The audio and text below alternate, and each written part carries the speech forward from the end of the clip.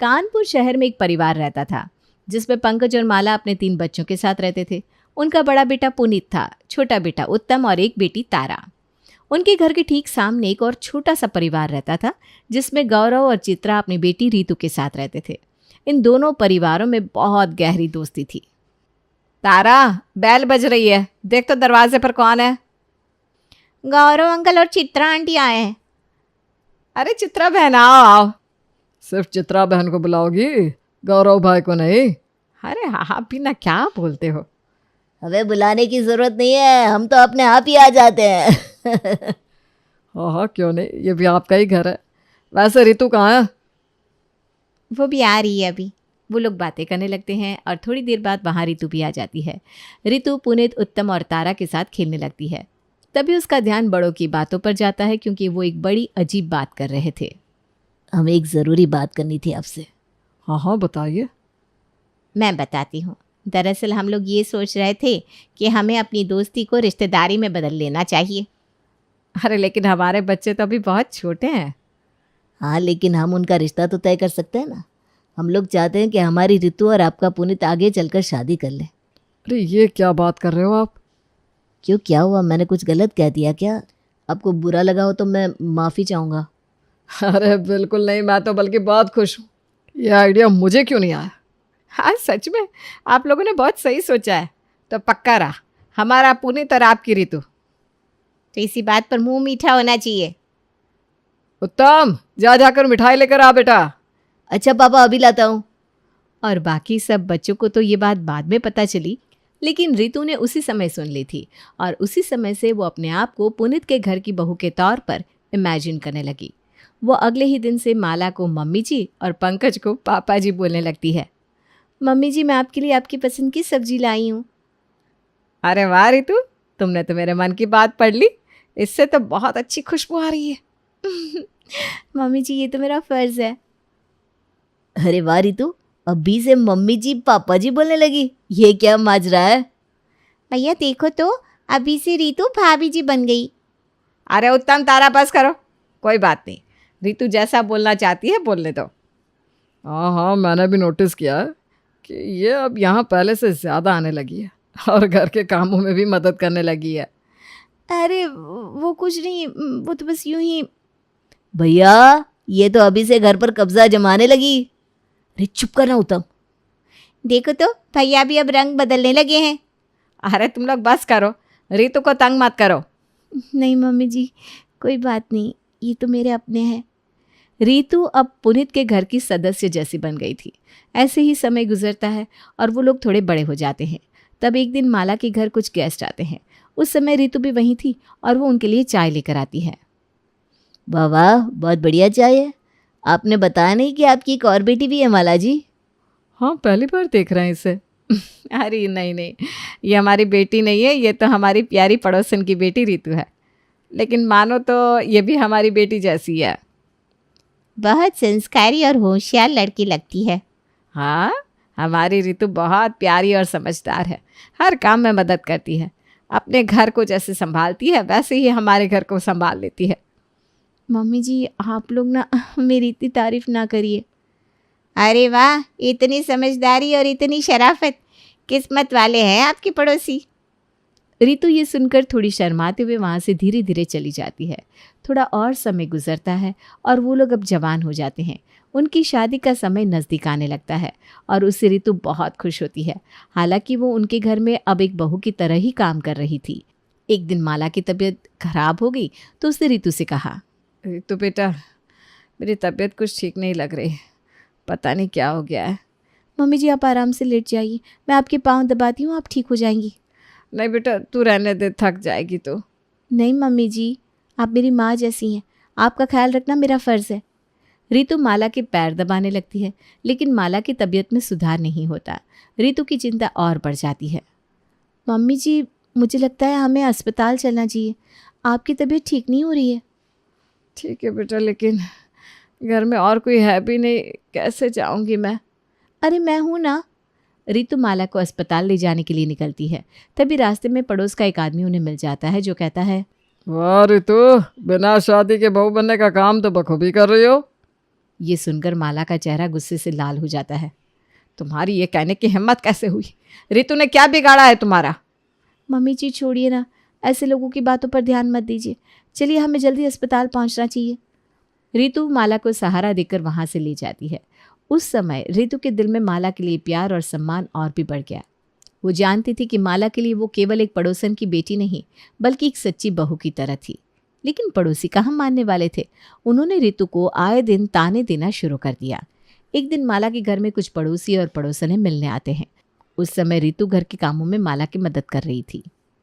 अरे माला जी, आजकल तो आपकी बेटी रितु ही हर जगह नजर आती है। बड़ी सेवा कर रही है आपकी। हाँ बहन, रितु तो हमारी अपनी बेटी जैसी है, बहुत प्यार करती है हमसे। लेकिन सोचने वाली बात है ना, इतने कम उम्र में ही किसी और के घर का काम संभाल रही है। इसके घर में सब ठीक तो है ना? जी आंटी जी, मेरे घर में सब ठीक है। मुझे यहाँ काम करना अच्छा लगता है। लेकिन बेटा, अपने घर पर भी तो ध्यान देना चाहिए। कहीं ऐसा ना हो कि लोग तुम्हें इस घर की नौकरानी समझने लगे। कोई बात नहीं अंकल जी, मैं जो कर रही हूँ दिल से कर रही हूँ। उसी समय रितु के माता पिता गौरव और चित्रा वहाँ आते हैं। पड़ोसी उनसे कहते हैं, अरे गौरव जी, आपने अपनी बेटी को माला जी के घर का काम संभालने के लिए ही बड़ा किया है क्या? नहीं बहन, रितु जो करती है अपने प्यार और सम्मान से करती है। हमें उस पर गर्व है। हमारी बेटी संस्कारी है, दूसरों की मदद करना जानती है, इसमें गलत क्या है? लेकिन लोग तो बातें बनाएंगे ना, सोचेंगे कि अपनी बेटी को पराए घर में भेज दिया काम करने के लिए। लोगों का काम है बातें बनाना। हमें अपनी बेटी पर पूरा विश्वास है। माला इस बात को खत्म करने के लिए बात बदल देती है। आप लोग चाय लेंगे ना? रितु, जरा चाय लेकर आना बेटा। जी मम्मी जी, अभी लाई। रितु अंदर जाकर आंसू रोकने की कोशिश करती है, लेकिन उन लोगों की बातें बहुत बुरी लग रही थी। वो पुनीत से बात करने का मन मना लेती है। पुनीत, मुझे तुमसे कुछ ज़रूरी बात करनी है। क्या हुआ रितु, इतनी सीरियस क्यों? मैंने जो बातें सुनी और जिन तानों का सामना किया, उनसे मुझे समझ में आ गया है कि अब और देरी सही नहीं है। हमें जल्द से जल्द शादी कर लेनी चाहिए। लेकिन रितु, मैं पहले उत्तम और तारा की शादी कराना चाहता हूँ। ये मेरी जिम्मेदारी है। लेकिन पुनीत, लोग अब बातें बनाने लगे हैं। मैं और सहन नहीं कर सकती। कि तुम मेरी बात नहीं समझ रहे हो? मैं समझता हूँ रितु, पर मुझे अपने छोटे भाई और बहन का भी ध्यान रखना है। उनका भविष्य पहले है, उनके बाद ही मैं हमारे बारे में सोच सकता हूँ। लेकिन हमारे बारे में सोचो तो सही पुनीत, हम कब तक इंतज़ार करेंगे? रितु, मैं तुम्हें वादा करता हूँ कि ये सब होते ही हम शादी करेंगे, लेकिन फ़िलहाल मैं जल्दबाजी नहीं करना चाहता। तुम समझ नहीं रहे हो पुनीत, लोग क्या कह रहे हैं, मैं इसे कैसे सह रही हूँ। रितु, मैं तुम्हारे दर्द को समझता हूँ, लेकिन मैं जो सही मानता हूँ वही करूँगा। रितु निराश होकर रह जाती है।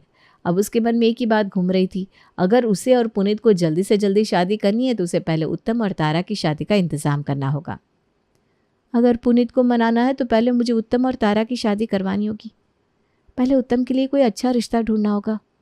रितु ने पूरी लगन के साथ उत्तम के लिए एक अच्छा रिश्ता ढूंढना शुरू कर दिया। कुछ दिनों की खोजबीन के बाद उसे एक अच्छी लड़की भी मिल गई, प्रियंका, जो दिखने में सुंदर और स्वभाव से बहुत अच्छी थी। रितु ने ये बात माला को बताई। मम्मी जी, मुझे उत्तम के लिए एक बहुत अच्छा रिश्ता मिला है। प्रियंका नाम की लड़की है, उसका परिवार भी बहुत अच्छा है। सच में रितु, ये तो बहुत अच्छी खबर है। हमें जल्दी से ये रिश्ता पक्का कर देना चाहिए। कुछ ही दिनों में माला और पंकज ने प्रियंका के परिवार से मिलकर ये रिश्ता पक्का कर लिया। देखते ही देखते उत्तम की शादी प्रियंका से हो गई। रितु की कोशिश रंग लाई। दीदी, आप कहाँ जा रही हैं? मैं अपने घर जा रही हूँ। अभी तो मैं आई हूँ, अभी आपको अपने मायके जाने की क्या ज़रूरत है? फिर कभी चली जाइएगा। अरे नहीं प्रियंका, रात हो गई है ना। रात हो गई तो क्या हुआ, ये आपका ससुराल है। ओह अच्छा, लगता है तुम्हें पता नहीं। दरअसल ना मेरी यहाँ अभी शादी नहीं हुई है, अभी मैं अपने ही घर रहती हूँ, बस दिन में यहाँ आ जाती हूँ। वाह, ये क्या नया सिस्टम है। वो पुनीत ने कहा कि पहले वो अपने छोटे भाई बहन की शादी करेंगे। रितु ये सारी बातें बहुत सीरियस होकर प्रियंका को बता रही थी, लेकिन प्रियंका को हंसी आ रही थी। अगले दिन उनके घर प्रियंका के कजिन आते हैं तो उनके सामने भी प्रियंका इस बात का मजाक बनाती है। आओ, मैं तुम लोगों को सबसे इंट्रोडक्शन करवाती हूँ। ये मेरी सास है, ये ससुर, ये मेरे हस्बैंड, ये ननद और ये मेरी जेठानी के मंगेतर हैं। जेठानी की मंगेतर, ये क्या बोल रही है तू? जेठ बोला डायरेक्ट, या जेठानी के हस्बैंड बोल दे मंगेतर क्यों? अरे मैंने कुछ गलत नहीं बोला, दरअसल ना मेरे जेठ की शादी नहीं हुई है अभी, और ये जो सामने खड़ी है ये है मेरी जेठानी, तो ये हुए ना जेठानी के मंगेतर। इस हिसाब से तो तुम्हारी बात बिल्कुल सही है। ये कैसी बात कर रही हो तुम प्रियंका? सीधे सीधे तरीके से भी तो बता सकती हो। हाँ प्रियंका, ऐसे मजाक क्यों बना रही हो? अरे मैं मजाक नहीं बना रही हूँ, मजाक कर रही हूँ। आप लोग इतना बुरा क्यों मान रहे हो? चल। रितु का दिल दुख जाता है। वो सोचती है कि पहले बाहर वालों के ताने क्या कम थे, जो अब घर वालों के भी सुनने पड़ेंगे। वो प्रियंका को समझाने की कोशिश करती है पर वो नहीं मानती। प्रियंका प्लीज़, आज की बात ऐसी बातें ना करना, मुझे इस मामले में मजाक अच्छा नहीं लगता है। मजाक मैं कर रही हूँ या आप? मैंने क्या मजाक किया? बिन ब्याही बहू बन के जो आप इस घर में रह रही हो वो मजाक नहीं है तो क्या है? ये क्या बोल रही हो तुम? ठीक है तो बोल रही हूँ। ये आप लोगों का क्या चल रहा है? क्या कहते हैं उसे? हाँ याद आया, लिव इन रिलेशनशिप। तुम हमारे पवित्र रिश्ते को ये कैसा नाम दे रही हो? अरे आप इतनी संटी क्यों हो रही हैं? मुझे जो लगा मैंने पूछ लिया। बिना शादी की यहाँ बहू बन के काम करती रहती हूँ, इसका मतलब क्या है? अरे मैं बचपन से यहाँ आती हूँ, मैंने कुछ नया काम करना शुरू नहीं किया है, और तुम इतना गंदा कैसे सोच सकती हो मेरे बारे में? वो दोनों बात कर रही थी तभी वहाँ तारा भी आ जाती है। रितु को लगता है कि तारा उसके हक में बोलेगी, लेकिन उसका कुछ उल्टा ही हो जाता है। देखो ना जरा, ये प्रियंका कैसी बात कर रही है। वैसे भाभी ने कुछ गलत तो नहीं कहा। तुम भी प्रियंका की साइड ले रही हो? हाँ, क्योंकि वो मेरी असली भाभी हैं, उनसे मेरा रिश्ता बन गया है। आप भले ही हमारे यहाँ बचपन से आती हो, लेकिन आपसे रिश्ता तो नहीं बना अभी। ये करी ना तुमने बिल्कुल लॉजिक वाली बात। चलो मुझे खुशी है कि मेरी ननद तो समझदार है।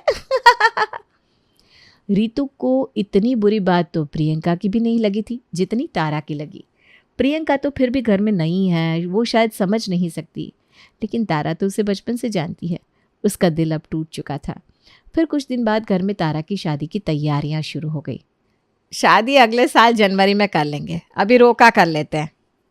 हाँ ये सही रहेगा। तुम खुश हो ना तारा? अरे जरा मुंह तो मीठा कराओ तारा। जी भाभी अभी कराती हूँ। तारा रितु की बात पूरी तरह इग्नोर कर देती है। ये रितु को बहुत बुरा लगता है। अब मेरे इस घर में कोई वैल्यू ही नहीं बची, कोई मुझे नहीं पूछता। काश पुनीत मुझसे शादी कर लेते, मुझे एक बार उनसे और बात करनी चाहिए। रितु एक बार फिर से पुनीत से शादी की बात करती है, लेकिन पुनीत ये कहकर टाल देता है कि वो तारा की शादी के बाद ही अपनी शादी कर सकता है। रितु फिर से एक बार खाली हाथ रह जाती है। अब तारा का रोके वाला दिन भी आ जाता है और उस दिन कुछ ऐसा होता है जिससे रितु के सब्र का बांध टूट जाता है। आइए सब लोग फोटो क्लिक करवा लीजिए। माँ पापा भैया भाभी आओ जल्दी आओ। हाँ हाँ आते हैं भाई। हाँ, एक अच्छा सा फोटो क्लिक कर लो फोटोग्राफर भैया। एकदम हम साथ साथ है टाइप वाला फोटो क्लिक करना। सब लोग फोटो क्लिक कराने के लिए खड़े होने लगते हैं। माला और पंकज एक साथ खड़े होते हैं, प्रियंका और उत्तम एक साथ, तारा अपनी मंगेतर के साथ खड़ी होती है और रितु भी पुनीत के पास आने लगती है, लेकिन तभी प्रियंका उसे टोक देती है। अरे मेरी ना होने वाली जेठानी जी, आप यहाँ क्या कर रही हैं? ये फैमिली फोटो है और आप अभी फैमिली नहीं बनी हैं। हाँ रितु भाभी सही कह रही है। आप जब मेरी असली भाभी बन जाइएगा तब आइएगा फोटो में। अरे तुम लोग कैसी बातें कर रही हो, रहने दो ना। ठीक है माँ जी, आप कहते हैं तो रहने देते हैं। लेकिन अब रितु एक भी कदम आगे नहीं बढ़ा पाती और उसकी वजह ये थी कि पुनीत ने उन लोगों को नहीं टोका। उसकी शादी पुनीत से होनी है तो कम से कम पुनीत को उसके हक में बोलना चाहिए, पर वो नहीं बोला। रितु मुड़ी और घर से बाहर निकल गई। सब लोग उसे आवाज़ देते रहे लेकिन वो रुकी नहीं। माँ, मैंने अपनी ज़िंदगी पुनीत से शादी करने के सपने को लेकर वेस्ट कर दी, लेकिन अब और नहीं, मुझे बाहर जाकर पढ़ाई करनी है।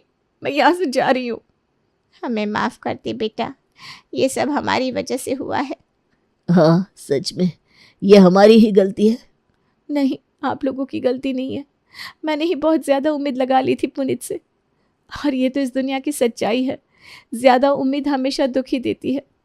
रितु जाने से पहले एक बार पुनीत से मिलती है और उसे सारी बात बताती है कि वो क्यों जा रही है। हालांकि पुनीत उसे रोकने की बहुत कोशिश करता है, लेकिन अब वो नहीं रुकती। मैं जानता हूँ मैंने गलती की है, लेकिन प्लीज़ मुझे एक मौका दे दो, एक आखिरी मौका। मौका ही तो दे रही हूँ मैं अपने आप को, इस जिंदगी को। तुम्हारे लिए तो मैंने पूरा जीवन ही लगा दिया था, थोड़ा सा अपने लिए भी जी लूँ। बाय। रितु ये बोलकर वहाँ से चली जाती है। वो कहते हैं ना, चीज़ों की कद्र मिलने से पहले और इंसान की कद्र खो जाने के बाद होती है। तो पुनीत के साथ अब वही हो रहा था। रितु के जाने के बाद उसे रितु की वैल्यू का एहसास हो रहा था, लेकिन अब तो काफ़ी देर हो चुकी थी। लड़के दुआएं करते हैं, मिन्नतें करते हैं कि उन्हें रितु जैसी लड़की मिल जाए, लेकिन नहीं मिलती। और तुझे मिली तो तूने उसकी कद्र नहीं करी। तूने उसके साथ बहुत गलत किया दोस्त। मैं जानता हूँ मेरे भाई, और अब मुझे इस गिल्ट के साथ हमेशा ही रहना पड़ेगा। मेरा दिल चाहता है कि वो वापस आ जाए, लेकिन मेरा दिमाग कह रहा है कि मैं ये सज़ा डिज़र्व करता हूँ, और वो मुझसे कहीं बेहतर इंसान को डिज़र्व करती है। उसे मेरे पास वापस नहीं आना चाहिए। बिल्कुल सही कहा तुमने। वो अब एक अच्छी लाइफ और एक अच्छा लाइफ पार्टनर डिजर्व करती है। उसने अपनी ज़िंदगी का एक बहुत बड़ा हिस्सा तुझे और तेरे घर को दे दिया। अब वो अपने लिए जिएगी।